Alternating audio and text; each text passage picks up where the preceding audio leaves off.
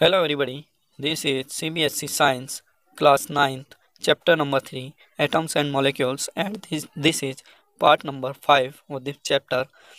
इस पार्ट से पहले हमने एटम और मॉलिक्यूल के बारे में काफ़ी कुछ पढ़ लिया है। एटम के कुछ सिंबल्स होते हैं जो मॉडर्न डे में यूज किए जाते हैं, उनके बारे में भी हमने स्टडी किया और साथ में जो हमारे लैटिन नेम्स होते हैं उनको भी स्टडी किया। फिर उसके बाद हमने एटॉमिक मास के बारे में स्टडी किया कि किस तरह से रिलेटिव एटॉमिक मास यूनिट्स में हम एटॉमिक मास रिप्रेजेंट करते हैं। देन हमने मॉलिक्यूल्स के बारे में स्टडी की कि मॉलिक्यूल्स क्या होते हैं, monoatomic, diatomic molecule कैसे बनते हैं, और मॉलिक्यूल्स ऑफ कंपाउंड्स क्या होते हैं, मॉलिक्यूल्स ऑफ एलिमेंट, कुछ एलिमेंट्स खुद ही आपस में मिलकर मॉलिक्यूल बना लेते हैं और कुछ जो अलग अलग एलिमेंट होते हैं वे मिलकर कंपाउंड बनाते हैं, तो उनके मॉलिक्यूल को भी हमने स्टडी किया। उनमें जो रेशियो होता है by number and by mass, उसको भी हमने स्टडी किया। Then now we come to our next topic, that is what is an ion. Ion क्या होता है, ठीक है। Compounds composed of metals and non metals contain charge species. जो कंपाउंड्स होते हैं हमारे, जैसे हमने ऊपर देखा ना, कुछ तो जो अलग अलग एलिमेंट्स मिलकर कंपाउंड्स बनाते हैं, उनमें से कुछ कंपाउंड हमारे मेटल और नॉन मेटल के बने होते हैं, ठीक है। उनमें एक एलिमेंट मेटल होता है और दूसरा नॉन मेटल होता है, तो उनमें चार्ज स्पीसीज होती है, मतलब उनमें एटम के ऊपर कुछ ना कुछ चार्ज होता है, plus minus. The charge species are known as ions, और उन्हें चार्ज स्पीसीज को हम क्या कहते हैं, आयंस कहते हैं। An ion is a charge particle and can be negative और पॉजिटिवली चार्ज। तो हमारा जो आयन होता है यह एक चार्ज पार्टिकल होता है और ये नेगेटिव हो सकते हैं या पॉजिटिव भी हो सकते हैं।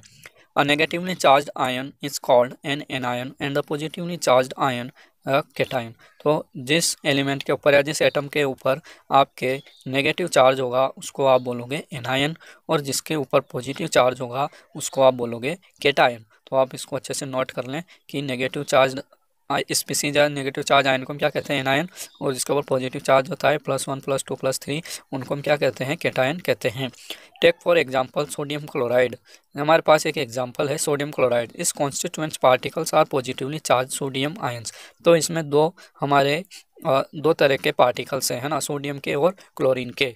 हम इनको एटम भी कह सकते हैं पार्टिकल्स की जगह, क्योंकि अब हम एटम भी पढ़ चुके हैं। तो इसके ऊपर जो पॉजिटिवली पार्टिकल्स हैं या एटम्स हैं वे कौन है, सोडियम के, तो हम उसको लिखते हैं Na+, ठीक है। Na+ का मतलब है इसके ऊपर एक पॉजिटिव चार्ज है। And negatively charge chlorine ions, और दूसरे जो इसमें कॉन्स्टिट्यूएंट पार्टिकल्स हैं वे क्लोरीन के हैं and they have negative charge. Ions में consist of a single charge atom और अ ग्रुप ऑफ एटम्स। तो हमारे जो आयंस होते हैं ये एक सिंगल एटम का भी हो सकता है और बहुत सारे एटम से मिलकर भी बन सकता है, ठीक है। एक कंबाइंड ग्रुप के ऊपर जो चार्ज होगा हम उसको भी आयन कहेंगे, जिसे हम पॉली एटॉमिक आयन कहते हैं। A group of atoms carrying a charge is known as polyatomic ion. तो ऐसे ग्रुप ऑफ एटम्स जिसके ऊपर चार्ज होता है, कोई फिक्स चार्ज होता है, उसको हम क्या कहते हैं, पॉली एटॉमिक आयन। इसको हम आगे भी स्टडी करने वाले हैं। We shall learn more about the formation of ions in chapter 4। तो हमारा जो नेक्स्ट चैप्टर है एटॉमिक स्ट्रक्चर, उसमें आयंस के फॉर्मेशन के बारे में आपको और अधिक वहाँ पर जानकारी दी जाएगी, ठीक है। तो यहाँ पर हम थोड़ी सी जानकारी ले लेते हैं वैसे, क्योंकि जानना ज़रूरी है कि आयन बनते कैसे हैं। तो आयन बनने के लिए उसके ऊपर क्या होना चाहिए, कुछ ना कुछ चार्ज होना चाहिए। तो ये चार्ज आता क्यों है, ठीक है। इससे पहले हमने वैलेंसी और वैलेंस इलेक्ट्रॉन्स के बारे में बात की है। तो हम जैसे देख लेते हैं, ये हमारा सोडियम है, ठीक है। सोडियम के ऊपर एटॉमिक नंबर होता है सोडियम का 11। तो 11 को यदि हम इलेक्ट्रॉनिक कॉन्फ़िगरेशन लिखेंगे तो क्या होगा, 281, ठीक है। 281 इसका इलेक्ट्रॉनिक कॉन्फ़िगरेशन होता है। तो आपको पता है कि ये क्या करना चाहेगा, एक इलेक्ट्रॉन को किसी दूसरे एलिमेंट को या एटम को डोनेट करना चाहेगा, ताकि ये जो इसका वैलेंस शेल इलेक्ट्रॉनिक कॉन्फ़िगरेशन है उसको प्राप्त कर सके, और इसकी जो बाह्यतम कोश है ना, इसकी जो वैलेंस शेल है, इसके अंदर टोटल 8 इलेक्ट्रॉन हो जाएंगे, तो ये स्टेबल इलेक्ट्रॉनिक कॉन्फ़िगरेशन प्राप्त कर लेगा। तो जब ये एक इलेक्ट्रॉन किसी को डोनेट करेगा तो इसमें जो प्रोटॉन है, ठीक है, उनकी संख्या हो जाएगी 11, और जो हमारे इसके अंदर इलेक्ट्रॉन है उनकी संख्या हो जाएगी 10, ठीक है। आपको यह तो पता होगा ही, सही पहले हमने पढ़ा है ना कि जो नंबर ऑफ प्रोटॉन होते हैं वे नंबर ऑफ इलेक्ट्रॉन के बराबर होते हैं। किसी भी एटम के अंदर number of proton is equal to number of electron, ठीक है। तो अगर इसमें 11 प्रोटॉन थे तो इसके अंदर इलेक्ट्रॉन भी 11 ही थे, लेकिन एक इलेक्ट्रॉन इसने डोनेट कर दिया तो हमारे पास इलेक्ट्रॉन की संख्या रह गई 10 और प्रोटॉन की संख्या रह गई 11। ठीक है, तो यहाँ पर आपको एक बात और याद रखनी है कि जो प्रोटॉन होते हैं इनके ऊपर पॉजिटिव चार्ज होता है और जो इलेक्ट्रॉन होते हैं उनके ऊपर नेगेटिव चार्ज होता है।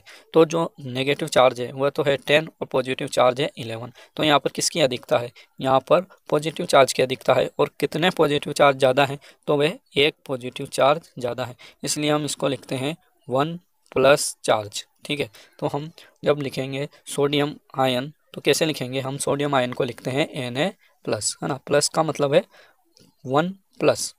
ठीक है, आपको समझ में आ रहा है। यदि 2 होते, जैसे हम अभी मैग्नीशियम का एग्जांपल देखने वाले हैं, तो उसमें 2 इलेक्ट्रॉन जाते हैं तो उसके लिए हम वहाँ पर 2 प्लस लिखते हैं, लेकिन 1 है और एक पॉजिटिव है तो इसको 1 लिखना ज़रूरी नहीं होता है, इसलिए हम सिंपली क्या लिख देते हैं, Na प्लस लिख देते हैं। तो Na प्लस यदि लिखा हुआ है तो इसका मतलब क्या होता है कि इसके ऊपर एक पॉजिटिव चार्ज ज़्यादा है या एक प्रोटॉन ज़्यादा है। ठीक है, देन हम यहाँ पर एग्जांपल देखेंगे मैग्नीशियम का। ठीक है, मैग्नीशियम हमारे 12 एटॉमिक नंबर होता है। ठीक है, मैग्नीशियम का एटॉमिक नंबर कितना होता है, 12। तो इसका इलेक्ट्रॉनिक कॉन्फ़िगरेशन हो जाता है 282। ये भी क्या करेगा, स्टेबल इलेक्ट्रॉनिक कॉन्फ़िगरेशन प्राप्त करने के लिए, ऑक्टेट को पूरा करने के लिए इसके जो वैलेंस शेल में 2 इलेक्ट्रॉन हैं इनको ये किसी को डोनेट कर देगा। ठीक है, तो अब इसके पास इलेक्ट्रॉन की संख्या कितनी हो जाएगी, इलेक्ट्रॉन की संख्या हो जाएगी 10, लेकिन प्रोटॉन की संख्या कितनी होगी इसके एटॉमिक नंबर के बराबर, जो कि है यहाँ पर 12। ठीक है, तो जो प्रोटॉन की संख्या है वह इलेक्ट्रॉन से कितनी ज़्यादा है, तो ये 2 ज़्यादा है। ठीक है, कितनी ज़्यादा है, 2 protons are more than electrons. और 2 जो यहाँ पर संख्या ज़्यादा है वे किसकी ज़्यादा है, प्रोटॉन की ज़्यादा है, और प्रोटॉन पर चार्ज होता है पॉजिटिव, इसलिए हमने क्या लिख दिया 2 प्लस। तो मैग्नीशियम के ऊपर जो चार्ज होता है उसको हम लिखते हैं मैग्नीशियम 2 प्लस। जब यह आयन बनता है, जब यह इलेक्ट्रॉन को डोनेट कर देता है तब इसके ऊपर चार्ज आ जाता है 2 प्लस, तो इसलिए हम लिखते हैं मैग्नीशियम 2 प्लस। आपको समझ में आ रहा है। तो अब हम कुछ नेगेटिव आयन्स भी यहाँ पर बनाकर देख लेते हैं, जैसे कि हम सिंपली लिख देते हैं कई बार O2 माइनस, है ना। हमारा ऑक्सीजन होता है वह 2 माइनस चार्ज रखता है या कैरी करता है, तो इसको हम देख लेते हैं कैसे बनता है। ऑक्सीजन का एटॉमिक नंबर होता है 8 और इलेक्ट्रॉनिक कॉन्फ़िगरेशन होता है 2 and 6। तो इसके जो वैलेंस शेल है इसके अंदर यहाँ पर 6 इलेक्ट्रॉन है, ये क्या करना चाहेगा, इनको पूरा 8 करना चाहेगा। तो 6 इलेक्ट्रॉन को तो ये किसी को डोनेट कर नहीं सकता क्योंकि यहाँ बहुत ज़्यादा एनर्जी चाहिएगी, तो ये क्या करेगा 2 इलेक्ट्रॉन किसी से ये ले लेगा। ठीक है, कितने इलेक्ट्रॉन लेगा, ये 2 इलेक्ट्रॉन किसी और एलिमेंट से ले लेगा। तो इसके पास कितने हो जाएंगे, 6 + 2 विल बी इक्वल टू 8। तो इसका जो इलेक्ट्रॉनिक कॉन्फ़िगरेशन है वह हो जाएगा 2 8, और ये एक स्टेबल इलेक्ट्रॉनिक कॉन्फ़िगरेशन प्राप्त कर लेगा इनर्ट गैसेज वाला। तो जब ये 2 इलेक्ट्रॉन लेगा तो इसके अंदर इलेक्ट्रॉन की संख्या हो जाएगी कितनी, 8 × 10। ठीक है, 2 इलेक्ट्रॉन इसने बाहर से लिए 6 और 2, 8 इसके पास पहले से थे, तो ये कितने हो गए टोटल 10। और प्रोटॉन की संख्या कितनी होगी, will be equal to its atomic number, and atomic number is 8, so number of protons will be 8। तो बताओ इसके पास क्या ज़्यादा हो गए, इसके पास इलेक्ट्रॉन ज़्यादा हो गए, और कितने ज़्यादा हो गए, 2 ज़्यादा हो गए। इलेक्ट्रॉन के ऊपर चार्ज होता है नेगेटिव, इसलिए हम इसको लिख देते हैं 2 माइनस चार्ज, है ना। ऑक्सीजन के पास कितने इलेक्ट्रॉन ज़्यादा है या कितना चार्ज है, तो 2 माइनस का चार्ज है ना, 2 माइनस का चार्ज या 2 नेगेटिव, यानी कि 2 इलेक्ट्रॉन इसके पास ज़्यादा हैं। तो इसलिए हम ऑक्सीजन को कैसे लिखते हैं हमेशा, O2 माइनस। तो इसको आप समझ पा रहे हैं। और लिखने का तरीका क्या होता है, इसको आप ऊपर थोड़ा ऊपर लिखते हैं इस तरह से। ठीक है, देन हम एक और एग्जांपल यहाँ पर देखेंगे क्लोरीन का। ठीक है, हम ले लेते हैं क्लोरीन, Cl हम लिखते हैं Cl माइनस जनरली, क्योंकि देख लेते हैं Cl का एटॉमिक नंबर होता है 17 और इलेक्ट्रॉनिक कॉन्फ़िगरेशन होता है 287। ठीक है, तो वापस इसके जो वैलेंस शेल है इसमें 7 इलेक्ट्रॉन है, और ये क्या करना चाहेगा, एक इलेक्ट्रॉन को किसी से उधार लेना चाहेगा। तो अब क्या हो जाएगा, इसके पास हो जाएंगे 8 इलेक्ट्रॉन। ठीक है, वैलेंस शेल में कितने जाएंगे 8, सेकंड में भी 8, तो ये हो गए 8 8 16 और 2 18। तो इसके पास इलेक्ट्रॉन की संख्या हो गई 18 और प्रोटॉन की संख्या होगी इसके एटॉमिक नंबर के बराबर, एंड दैट विल बी 17। तो इसके पास क्या ज़्यादा हो गए, इलेक्ट्रॉन ज़्यादा हो गए, और कितने ज़्यादा हो गए, 1 ज़्यादा हो गए। तो इसके पास क्या आ गया, 1 माइनस का चार्ज आ गया। तो हम 1 को तो लिखते नहीं है जनरली, इसलिए सिर्फ Cl माइनस ऐसे हम लिख देते हैं। तो आपको इसको अच्छे से लर्न करना है कि आयन बनते कैसे हैं। ठीक है, तो यदि आपको किसी भी एलिमेंट की उसकी एटॉमिक नंबर याद है, इलेक्ट्रॉनिक कॉन्फ़िगरेशन आपको लिखना आता है, तो आप आसानी से उसके आयन के बारे में भी प्रेडिक्ट कर सकते हैं। और यह तो एक ऐसी चीज़ है जो जैसे जैसे आप प्रैक्टिस करते जाओगे, आगे बढ़ते जाओगे, समझते जाओगे चीज़ों को, ये आपके रूटीन में आ जाएगा और आपको इसको लर्न करने की भी ज़रूरत नहीं होगी। तो आप सिर्फ इसको अच्छे से समझ के रखें, और जो एटॉमिक नंबर है और इलेक्ट्रॉनिक कॉन्फ़िगरेशन है उनको तो आप अच्छे से याद कर ही लें, कम से कम 20 तक। देन सम आयोनिक कंपाउंड्स, यहाँ पर एक टेबल दी गई है, उसमें कुछ आयोनिक कंपाउंड्स लिखे गए हैं।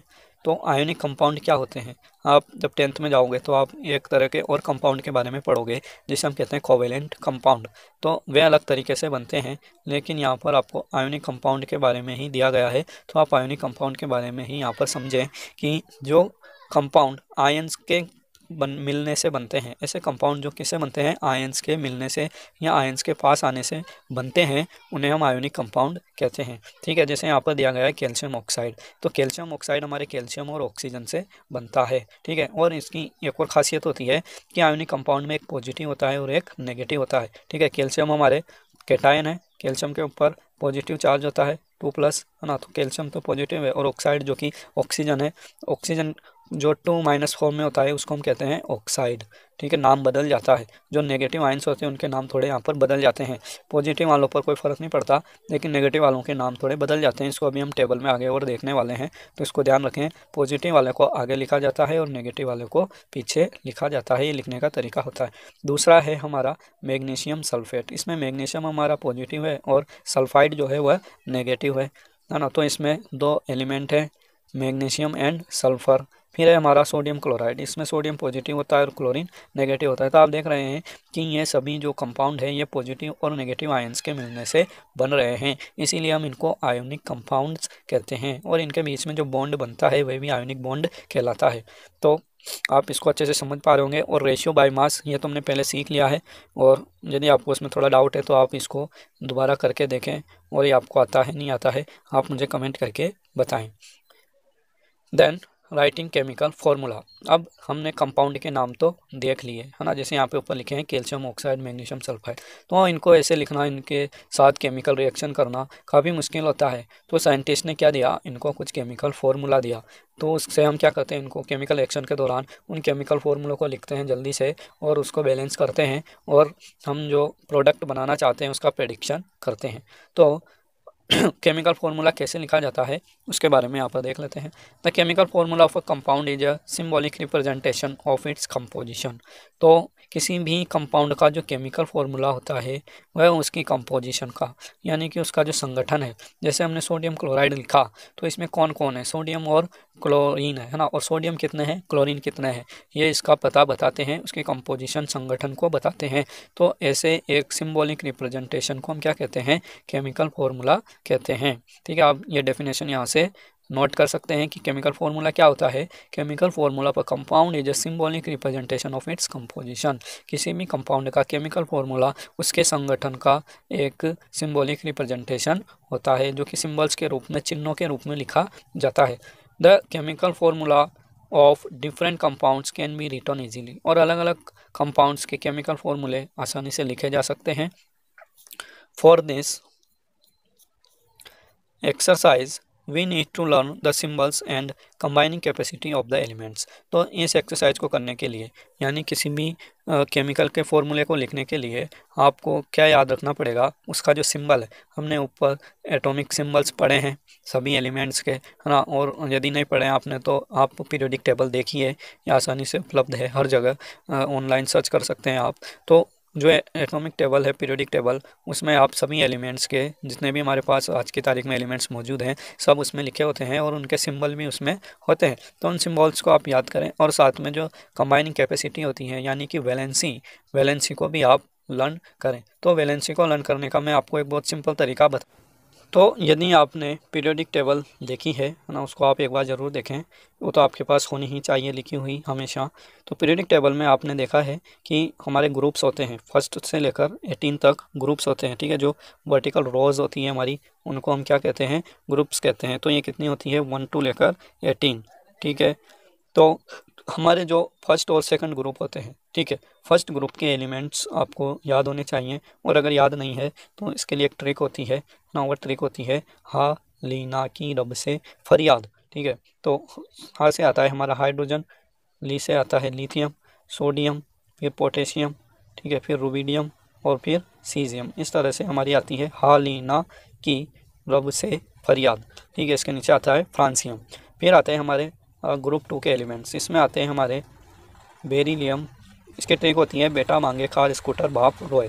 बेरिलियम, मैग्नीशियम, कैल्शियम, स्ट्रोंशियम और रेडियम। ठीक है, तो ये हमारे फर्स्ट और सेकंड दो ग्रुप हैं। ठीक, तो इनकी जो वैलेंसी होती है फर्स्ट ग्रुप वालों की +1 होती है और जो सेकंड ग्रुप है इनकी होती है +2।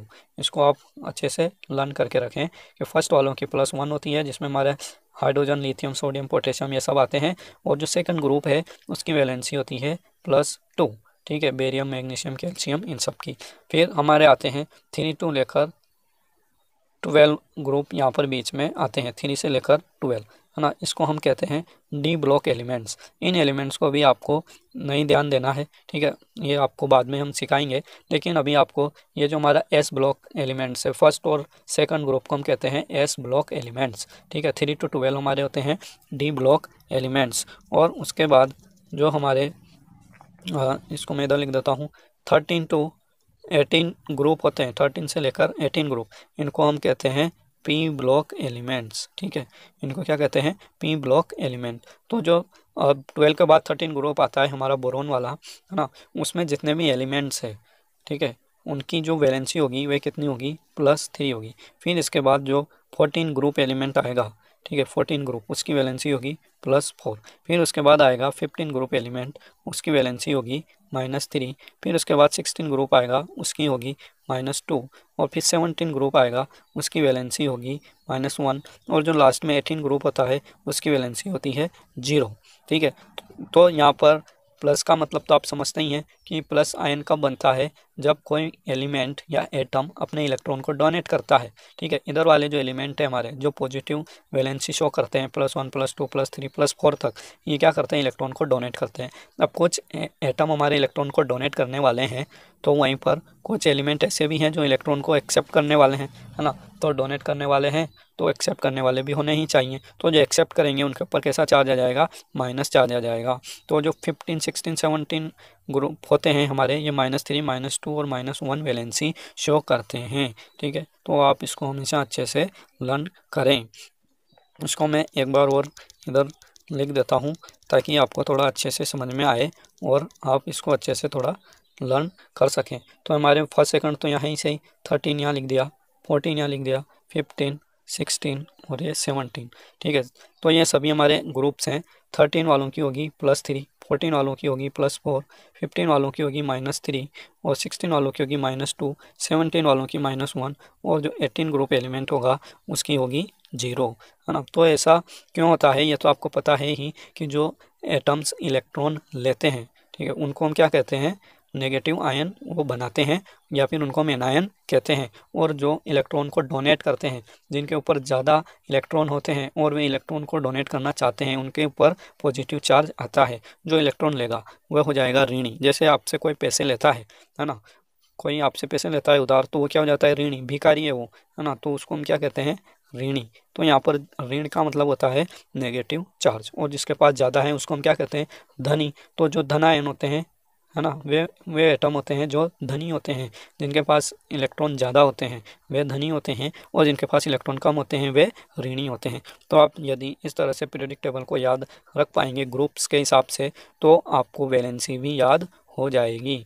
देन द कंबाइनिंग पावर और capacity of an element is known as its valency. तो जो कंबाइनिंग पावर होता है, मतलब कोई एलिमेंट कितनी कंबाइनिंग कर सकता है, कितने इलेक्ट्रॉन्स के साथ वो ट्रांसफ़र कर सकता है या उनको एक्सेप्ट कर सकता है, शेयरिंग कर सकता है, वह क्या कहलाती है, उसकी वैलेंसी कहलाती है। तो यहाँ पर वैलेंसी की भी आपको डेफिनेशन लिख लेनी चाहिए और लर्न कर लेनी चाहिए कि कंबाइनिंग पावर और capacity of an element is known as is valency.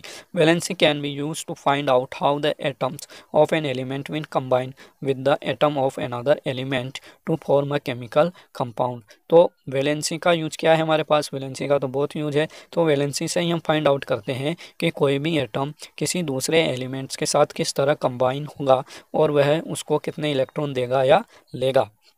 है ना। यदि पॉजिटिव उसकी वैलेंसी है तो वह इलेक्ट्रॉन देगा, और यदि नेगेटिव उसकी वैलेंसी है तो वह इलेक्ट्रॉन लेगा। The valency of the atom of an element can be thought of as hands और आर्म्स ऑफ द एटम। तो ये जो इसकी वैलेंसी होती है किसी भी एटम की, उसको हम एक तरह से उसके हाथ समझ सकते हैं, है ना, कि उसे किसी दूसरे के साथ चलना है या कंबाइन करना है तो उसे क्या करना पड़ेगा, दूसरे एटम का हाथ पकड़ना पड़ेगा। तो दूसरा एक तो होगा हाथ देने वाला और एक होगा हाथ लेने वाला, है ना, हाथ को थामने वाला। तो इस तरह से यहाँ पर क्या हो जाती है, बॉन्डिंग हो जाती है, कंपाउंड बन जाते हैं जब दो एटम एक दूसरे का हाथ पकड़ते हैं। ठीक है। Human beings have 2 arms and an octopus has 8। तो यहाँ पर एक एग्जांपल दिया गया है कि जो ह्यूमन बींग होते हैं, मनुष्य, उनके 2 हाथ होते हैं और एक ऑक्टोपस होता है, उसके 8 भुजाएं होती हैं, 8 आर्म्स होती हैं। If one octopus has to catch hold of a few people in such a manner that all the 8 arms of the octopus and both arms of all the humans are locked। तो वह जो octopus है वह कुछ लोगों को इस तरह से पकड़ना चाहता है कि उसकी जो सभी आर्म्स हैं, है ना, उसके जो सभी आर्म्स हैं वो क्या हो जाएं, जैसे ये हमारा यहाँ पर ऑक्टोपस है ना, इसकी हमारे पास कितनी भुजाएं हैं, 8 भुजाएं हैं, 1 2 3 4 5 6 7 और 8, है ना, इसके पास कितनी भुजाएं हैं, 8 भुजाएं हैं। और यहाँ पर कुछ लोग हैं, तो वे लोग क्या करना चाहते हैं, इसके हैंड्स को लॉक करना चाहते हैं, है ना, और इस तरह से कि मनुष्य के दोनों हाथ भी क्या हो जाएं, काम में आ जाएं। तो जैसे एक मनुष्य है तो उसके 2 हाथ ने इसको इधर पकड़ लिया ना, एक मनुष्य इधर खड़ा हो गया, उसने उसके 2 हाथ को पकड़ लिया, एक इधर खड़ा हो गया और उसने इसके दोनों हाथों को पकड़ लिया, है ना, और एक मनुष्य इधर खड़ा हो गया और उसने एक हाथ इधर पकड़ लिया। तो आप देख पा रहे हैं कि ये जो ऑक्टोपस है ना, उसको कितने लोग हेल्ड कर पा रहे हैं, तो 1 2 3 एंड 4। यहाँ पर ह्यूमन की संख्या क्या हो जाएगी, 4। यदि हम ऑक्टोपस को O से रिप्रेजेंट करें और ह्यूमन बींग को H से रिप्रेजेंट करें, H for human and O for ऑक्टस, तो हम इसका फॉर्मूला क्या बना सकते हैं, हम इसका फॉर्मूला बना सकते हैं OH4। ठीक है, क्योंकि यहाँ पर O तो 1 है और ह्यूमन कितने हैं, 4, ऑक्टोपस 1 एंड ह्यूमन आर 4। तो इस तरह से हम यहाँ पर केमिकल फॉर्मूला बनाते हैं। और देखिए यदि कोई व्यक्ति यहाँ पर खड़ा है ना, तो वह खड़ा ही रहेगा। क्यों रहेगा, क्योंकि यहाँ पर ऑक्टोपस के पास कोई फ्री आर्म नहीं है, ऑक्टोपस की सारी आर्म क्या हो चुकी हैं, फिल हो चुकी हैं। तो उसके आसपास यदि कोई और भी बहुत सारे मनुष्य खड़े रहेंगे तो वे क्या होंगे, फ्री रहेंगे, वे उसके साथ कंबाइन नहीं कर पाएंगे। तो आप यहाँ पर अच्छे से समझ गए होंगे कि किस तरह से कंपाउंड बनता है। तो यहाँ पर मनुष्यों ने ऑक्टोपस के सभी हाथों को पकड़ लिया, इस तरह की ऑक्टोपस के 8 हाथ होते हैं, वे क्या हो जाएं, पूरे कम्प्लीटली पैकअप हो जाएं और मनुष्य के भी सभी हाथ काम में आ जाएं। How many humans do you think the octopus can hold. तो कितने लोगों को ऑक्टोपस होल्ड कर सकता है, पकड़ सकता है, तो वह 4 मनुष्य को यहाँ पकड़ पाएगा। Represent the octopus with O and humans with H। तो हमने ये भी कर लिया। Can you write a formula for this combination. और इसके लिए आप क्या फॉर्मूला लिख सकते हैं, do you get OH4। Yes we get OH4। हमने OH4 फॉर्मूला बनाकर देखा था अभी। As the formula the subscript 4 indicates the number of humans held by the octopus. Subscript जो हम नीचे लिखते हैं, जैसे यहाँ पर 4 लिखा हुआ है ना, तो हम इसको बोलते हैं सबस्क्रिप्ट। और जब हम ऊपर लिखते हैं, जैसे हमने सोडियम बनाया ना, तो ये +1 लिखा हमने, तो ये क्या है, सुपर स्क्रिप्ट है। और जो नीचे लिखते हैं उसको बोलते हैं सब स्क्रिप्ट। तो जो नीचे लिखते हैं सब स्क्रिप्ट के रूप में, वो क्या होती है, संख्या होती है उस एटम की जो कि यहाँ पर कंबाइनिंग कर रहा है कंपाउंड बनाने में। The valencies of some common ions and are given in table 3.6। We will learn more about valency in next chapter. तो हमारा जो नेक्स्ट चैप्टर है एटॉमिक स्ट्रक्चर, उसमें हम काफ़ी कुछ सीखने वाले हैं और एटम के बारे में। तो आपको यहाँ पर कुछ वैलेंसीज दी गई हैं और वैसे मैंने आपको बता दिया है कि सभी एलिमेंट्स की वैलेंसी आपको कैसे लर्न करनी है। तो ये जो फर्स्ट ग्रुप के एलिमेंट्स है, सोडियम पोटेशियम, है ना, इनकी वैलेंसी होती है Na+ सोडियम K+। इसके अलावा कुछ सिल्वर और कॉपर दिए गए हैं, इनकी भी वैलेंसी यहाँ पर Ag+ और Cu+ लिखी गई है। ठीक है, ये हमारे डी ब्लॉक के एलिमेंट्स हैं, फर्स्ट ग्रुप के नहीं, आप इनको फर्स्ट ग्रुप का ना समझें। ये हमारे जो बीच में ट्रांजिशन एलिमेंट्स आते हैं पीरियोडिक टेबल में, उनके एलिमेंट हैं और इनकी वैलेंसी आपको इसी तरह यहाँ पर अभी तो लर्न कर लेनी है, ज़्यादा दिमाग पर लोड नहीं लेना है। तो यहाँ कॉपर फर्स्ट लिखा हुआ है, ब्रैकेट में लिखने का भी एक अपना मतलब होता है ना, क्योंकि ये जो एलिमेंट्स होते हैं ट्रांजिशन एलिमेंट्स वाले या डी ब्लॉक वाले, इनको हम देख सकते हो आप, नीचे आयरन लिखा है ना, कॉपर फिर लिखा है और इधर आयरन फिर लिखा है। तो इनकी जो वैलेंसी होती है वेरिएबल होती है, फिक्स नहीं होती है, इसीलिए मैंने इनको आपको नहीं बताया कि इनकी वैलेंसी आपको क्या लर्न करनी है। क्योंकि इनकी वैलेंसी क्या होती है, वेरिएबल होती है। मतलब कॉपर +1 वैलेंसी भी दिखाता है और कॉपर +2 वैलेंसी भी दिखाता है। ठीक है, आप देख पा रहे हैं ये Cu+ लिखा है, मतलब इसकी वैलेंसी कितनी है, 1+, और यहाँ पर कॉपर सेकंड लिखा है, इसका मतलब 2+ वैलेंसी यहाँ पर है।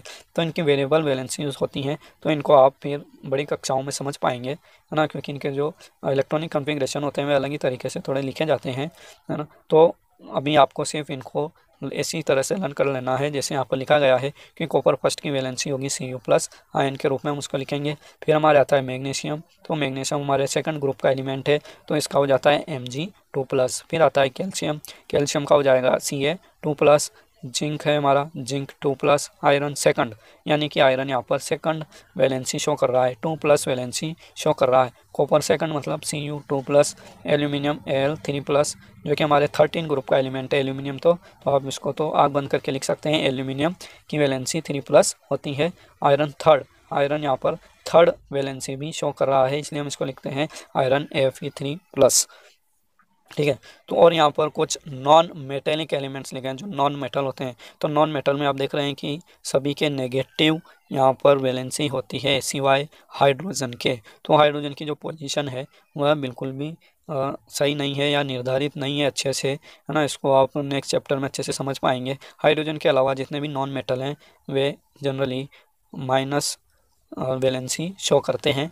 देन हाइड्राइड, हाइड्राइड मतलब H-, हाइड्रोजन H+ भी शो करता है और H- भी शो करता है। जब आप H+ में उसको यूज करेंगे तो हाइड्रोजन लिखेंगे, और माइनस में यूज करेंगे तो हाइड्राइड के रूप में उसको लिखेंगे। देन क्लोराइड है ना, Cl-। क्लोरीन के ऊपर यदि 1- चार्ज आ जाता है, यह 17 ग्रुप का एलिमेंट है, 1- इसके ऊपर चार्ज आ गया तो हम इसको बोलेंगे क्लोराइड। ये अभी मैंने आपको पहले बताया था कि नेगेटिव आयंस के नाम थोड़े बदल जाते हैं, उनके पीछे एक सफिक्स लग जाता है आइड, है ना। जैसे क्लोरीन के पीछे लग गया तो ये हो गया क्लोराइड, ब्रोमीन के पीछे लगा तो ये हो गया ब्रोमाइड, आयोडीन के पीछे लगा तो ये हो गया iodide, oxide, sulphide, O2-, H2- और नाइट्राइड N3-। नाइट्रोजन हमारी एक नॉन मेटल है तो ये इसने बना लिया N3-। ठीक है, तो ये तो हमारे सिंपल एटम्स हो गए और उनके आयंस हो गए, मेटल्स और नॉन मेटल्स के। वहीं पर कुछ पॉली एटॉमिक आयंस भी होते हैं। पॉली एटॉमिक मतलब ऐसे आयंस जो कि 2 या 2 से अधिक एटम्स के मिलने से बनते हैं। ठीक है, आप इनको मॉलिक्यूल नहीं कह सकते, है ना, ये आयन ही है क्योंकि इनके ऊपर चार्ज है। जहाँ कहीं भी आपको चार्ज देखने को मिल जाए, जैसे 2-, है ना, 1-, तो इस तरह के जो चार्ज वाले समूह होते हैं एटम्स के, उनको हम क्या कहते हैं, पॉली एटॉमिक आयंस कहते हैं। यानी पॉली यानी होता है अनेक, एटॉमिक यानी अनेक एटम, ऐसे आयंस जिनमें एक से अधिक एटम्स होते हैं उनको हम कहते हैं पॉली एटॉमिक आयंस। तो अमोनियम आयन है हमारा NH4+, हाइड्रोक्साइड आयन है OH-, नाइट्राइड है तो NO3-। और आप एक बात और यहाँ पर ध्यान रखें कि जैसे यहाँ पर लिखा गया है NH4+, है ना, NH4+, तो ये जो 1+ का चार्ज है ना, ये सिर्फ H के ऊपर नहीं है, ये पूरे NH4 के ऊपर है। ठीक है, ये पूरे NH4 के ऊपर चार्ज होता है। OH- लिखा हुआ है तो ये सिर्फ हाइड्रोजन के ऊपर नेगेटिव चार्ज नहीं है, ये O और OH, ऑक्सीजन और हाइड्रोजन दोनों के ऊपर नेगेटिव चार्ज है। ठीक है, इसी तरह से नाइट्रेट है हमारा तो NO3- है, तो इसका मतलब पूरे नाइट्रेट के ऊपर 1- का चार्ज है। हाइड्रोजन कार्बोनेट, इसको हम बाइकार्बोनेट भी कहते हैं, तो इसके ऊपर 1- का चार्ज है। देन कार्बोनेट है CO3 2-, इसके ऊपर 2- का चार्ज है। सल्फाइड, सल्फेट, SO4 होता है हमारा सल्फेट, बहुत कॉमन है। तो ये जो पॉलीएटॉमिक आयन है इनको तो आप बहुत अच्छे से लर्न कर ही लें आज की तारीख में ही, क्योंकि ये आपके आगे बहुत काम आने वाले हैं। ठीक है, फॉस्फेट, सल्फेट, कार्बोनेट, 10th में तो आपको फॉर्मूले इस तरह से याद होना चाहिए कि जैसे ही किसी कंपाउंड का नाम आए तो आपको उसका फॉर्मूला दिमाग में इसके बाद we are going to study the rules that you have to follow while writing a chemical formula. तो हम केमिकल फार्मूला लिखते समय किन रूल्स को फॉलो करने वाले हैं या करना चाहिए, उनके बारे में हम नेक्स्ट पार्ट में पढ़ेंगे। लेकिन आज आप क्या करें कि ये जितने भी आयंस लिखे गए हैं इनको आप लर्न कर लें, क्योंकि इनकी वैलेंसी और आयंस को आप याद कर पाएंगे तभी आप केमिकल फार्मूला लिख पाएंगे। तो आप इनको लर्न कर लें, फिर अगले पार्ट में हम इनको जो फार्मूले होते हैं इनको बनाना सीखेंगे। और ये बहुत आसान है ना, आप इसको थोड़ा भी माइंड में ना लें कि ये तो बहुत कठिन चीज़ें हैं और हम कैसे करेंगे। तो आपको स्टेप बाय स्टेप सारी चीज़ें समझा रहे हैं तो आप उनको अच्छे से लर्न कर लें। करें। ठीक है, तो इसमें से आपके क्वेश्चन ज़रूर आते हैं एग्ज़ाम में, ये भी आप ध्यान रखें। और आए नहीं आए क्वेश्चन उससे मतलब नहीं है, लेकिन 10th बोर्ड में जब आप जाएंगे तो वहाँ पे आपको बहुत दिक्कत आ जाएगी। अगर आप एक फॉर्मूले बनाना नहीं सीखेंगे तो आपको बहुत दिक्कत आने वाली है, तो आप इनको हर चीज़ को अच्छे से क्लियर कर लें। ओके, आपको वीडियो कैसा लगा कमेंट करके बताएं, और चैनल को सब्सक्राइब करें यदि नहीं किया है तो, और बेल आइकन को भी दबा लें। Okay, thank you. जय हिंद, जय भारत।